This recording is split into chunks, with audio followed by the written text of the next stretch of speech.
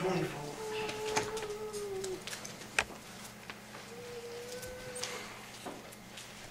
Look at this tonight. Matthew chapter 24.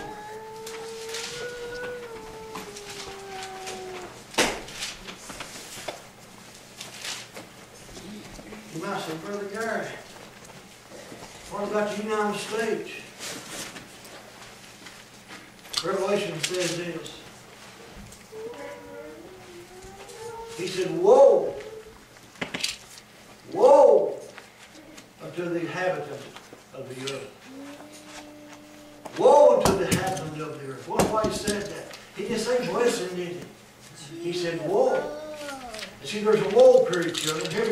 There's a woe period coming upon the whole world. There is. There's a woe period.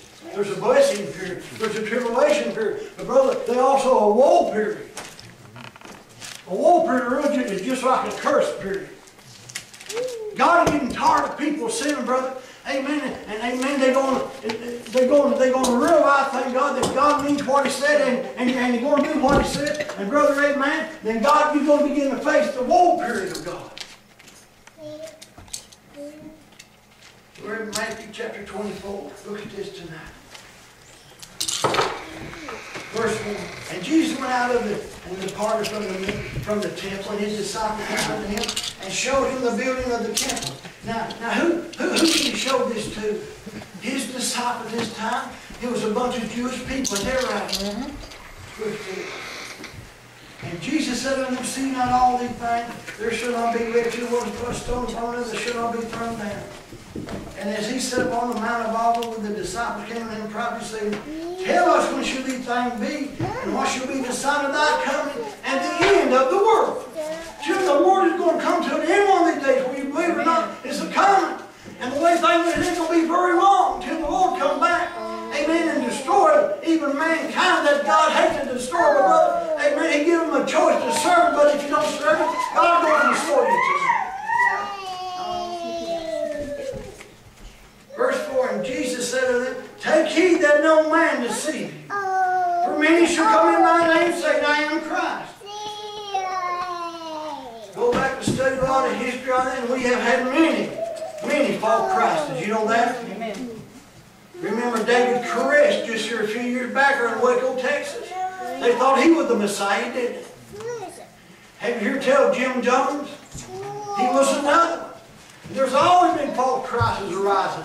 And brother, I'm going to tell you something. They're going to rise up even the days you and I live in. And brother, be very careful. We couldn't give heed to it because Jesus said they will see the very elect if possible.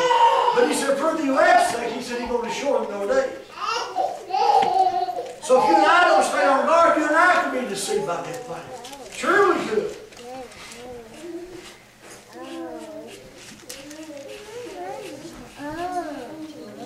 Then go to verse 15. And when you therefore shall see the abomination of desolation spoken by Daniel the prophet standing in the holy place, whosoever readeth, let him understand. Let him that which be in Judea flee to the mountains. Let him which is on the house come down to him out of his house. Neither let him which is in the field return back to take his clothes. And woe unto them that are with child, and them that give suck in those days. How many we can look at this today, even in the spiritual sense? Woe unto them that are with child. I know there's a lot of churches that got people still on the suck bottles. Because see, once you start eating meat, you begin to tell them what the preacher tell you that the truth or not. But as long as they keep you on milk, the suck bottle, you don't know whether the man tell you the truth or not. You know that. Amen. Look at this tonight. Verse 22 and 21. For then shall there be great tribulation, such as was not since the beginning of the world, to this time no shall be. And the seventh those days should be, what days is He talking about, children? The days of great tribulation. See, God is going to get so bad through this tribulation period, brother. If God don't shorten the day, then nobody's going to be saved. It's going to get rough. It's going to get bad. But we have churches today that say, well, honey, you're going to come and God is going to wreck you out here. You're going to come and steal your church. Brother, that's not so today. One thing, God ain't gonna feed. And another thing, God telling you now, we better be ready because it's coming upon the whole world to try them. Amen. We have always had troubles and trials, haven't we? Because Job said, man born of woman is a few days and full of trouble. And brother, we know that, amen, that if you're born, you have got troubles and trials. Even this younger generation, brother, I guarantee you, they've got troubles and trials, haven't you? But how many know, thank God, that is no comparison to what it's going to be when the tribulation period comes. You're going to have false crises on every hand, brother. They may even pray for it out from heaven. We don't know. But the main thing for you and I, brother, amen, we've got to keep in tune with God, because if we don't, we can even be taken in by it. Amen. Because he said they will see the very elect if possible. But brother, God is going to show the day. Can now we see what a time we are headed for tonight? And just like I said, as we go on through this life, there are going to be more harder and harder times than mankind has ever seen. The United States right now is still, amen, living on the blessing of God. But Brother Dennis, God is going to turn her away one of the days because they begin to turn their back away from God. And when they turn back upon God, brother, and God people, they're going to be turned into hell.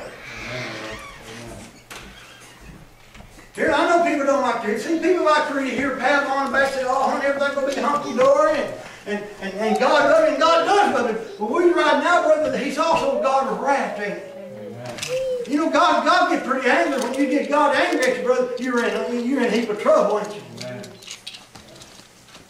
I'd rather have, amen, the Cassius Clay man to me than God, wouldn't you?